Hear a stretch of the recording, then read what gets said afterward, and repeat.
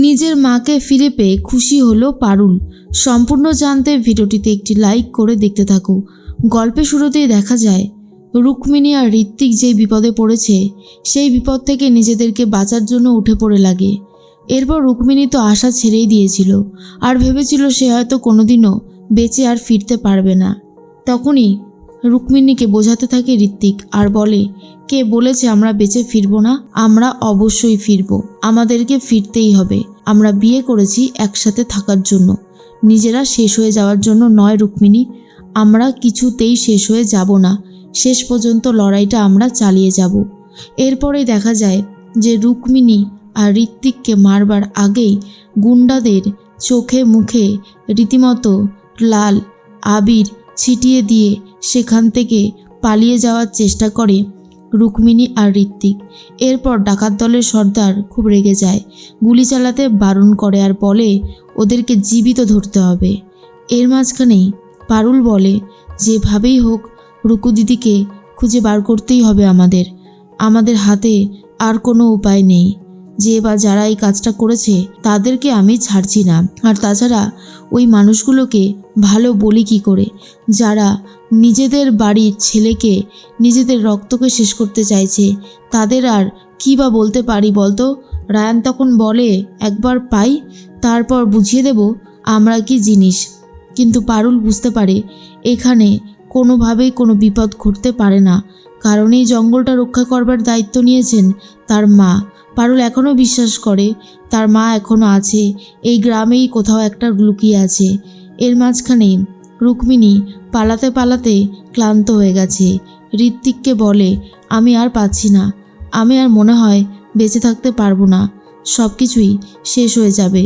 ঠিক সেই মুহূর্তেই তখনই একটা কথা বারবার করেই বলে যে না, এরকমভাবে বলবে না, আমি তো আছি, আমি সবটা সামলে নেব, প্লিজ চলো তুমি এখান থেকে, আরেকটু আমাদেরকে যেতে হবে। কিন্তু কোনোভাবেই যেতে চায় না, যেতে পারে না রুক্মিণী, কারণ তার শরীরের অবস্থা একদমই ভালো না, সে তো কোনোভাবেই যেতে পারছে না। এরপরেই দেখা যায় চন্দ্রাবতী সান্যাল বলে, এত টাকা দিয়ে আমি তোমাদেরকে ফিট করেছিলাম কিসের জন্য? হ্যাঁ, কিসের জন্য? কাজটাই তো হলো না, আর কাজ যদি এখন না হয় তাহলে কিন্তু আমি একটা টাকাও দেব না। এরপর ঋত্বিকের বাবাও সেই একই কথাই বলতে থাকে। অন্যদিকে হঠাৎ করেই একটা বাজ পাখি জঙ্গলের আকাশে এদিক থেকে ওদিক যেতে থাকে, আর তাকে দেখার পরেই একজন বলে, নিশ্চয়ই এখানে কেউ এসেছে, সেই জন্য পাখিটা বারবার করে এইভাবে ডাকছে। অন্যদিকে পারুল ভাবে যেভাবেই হোক খুঁজে বার করতে হবে। তারপরেই খুঁজে পেয়ে গেছে ঋত্বিক আর রুক্মিণীকে। রুক্মিণী তো পারুলকে দেখে অনেকটাই বেশি নিশ্চিন্ত হয় আর বলে, পারুল তুমি এসেছো, আমরা যে পুরোপুরি শেষ হয়ে যাচ্ছিলাম পারুল। পারুল বলে, রুকু দিদি তুমি একদম চিন্তা করবে না, আমরা চলে এসেছি, আমরা তোমাদেরকে বাঁচিয়ে এখান থেকে নিয়ে যাব। একটা কথা মাথায় রাখবে, তোমাদের কোনো ক্ষতি হতে পারে না, কোনো ক্ষতি হবে না, আমরা আছি, ভগবান আছে, ভগবান ঠিক তোমাদেরকে রক্ষা করেছে। এরপরেই ঋত্বিক বলে, বিশ্বাস করো পারুল, আমি বুঝতে পারিনি ওরা এতটা স্বার্থপর, ওরা এতটা ভয়ঙ্কর। আমি সত্যি লজ্জিত তোমাদের কাছে, আমি বুঝতে পারিনি যে রুক্মিণীর জীবনটা এরকমভাবে নষ্ট হতে পারে। তখনই পারুল বলে, ঋত্বিকদা, আমরা আপনাকে সবাই খুব বিশ্বাস করি আর ভরসা করি, আপনি কখনোই যে খারাপ কাজ করতে পারেন না সেটা আমরা জানি, কিন্তু আপনার বাড়ির লোক আপনাকেই মেরে ফেলতে চায়, আর আমাদের কথা বাদই দিন।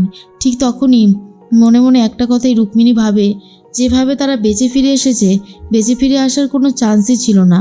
অন্যদিকে পারুল তো পালাবে বলে ঠিক করেছিল, তখনই চন্দ্রাবতী সান্যালের লোকজনেরা পারুলদেরকে আবারও টার্গেট করে। আর তখনই পারুল বলে, কী হচ্ছে ঠাম্মি, আবারও চলে এসেছেন?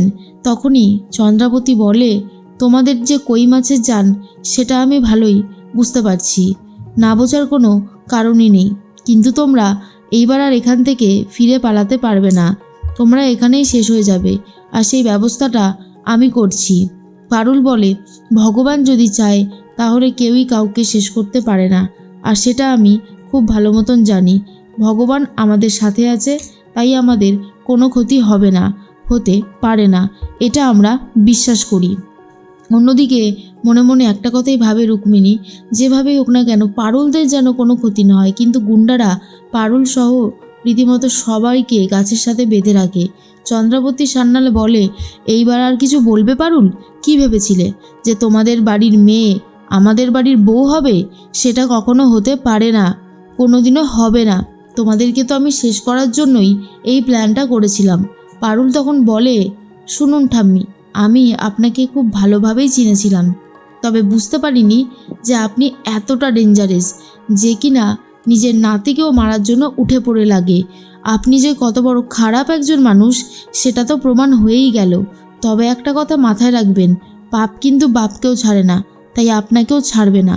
এরপর চন্দ্রাবতী সান্যাল বলে, এই শোনো, এত কথা বলার কোনো দরকার নেই, কারণ তোমরা আর কিছুক্ষণ পরেই শেষ হয়ে যাবে।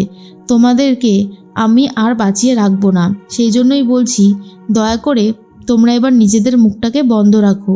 রায়ান বুঝতে পারে যে এখান থেকে বাঁচতে গেলে কিছু একটা করতেই হবে, না হলে সম্ভব নয়। কিন্তু সেখানেই চলে এসেছে পারুলের মা। পারুলের মা দূর থেকে সবার ওপর নজর রেখেছিল। আর এরপর যখন পারুলদেরকে আবারও আগুনে পুড়িয়ে মারবে বলে ঠিক করে চন্দ্রাবতী সান্যাল দূর থেকে রক্ষা করার জন্য দাঁড়িয়ে রয়েছে পারুলের মা। আর সেই সময় পারুলের মা এমনভাবে তীর ছোড়ে যে আর কোনো গুন্ডাই পারুলদেরকে মারতে পারে না। আস্তে আস্তে এগিয়ে এসে সমস্ত দোষীদের শাস্তি দিতে থাকে পারুলের মা। তারপরে পারুল ছুটে যায় তার কাছে আর বলে, মা তুমি সত্যি এসেছো? আমি যে তোমার জন্যই অপেক্ষা করেছি কতদিন তুমি জানো?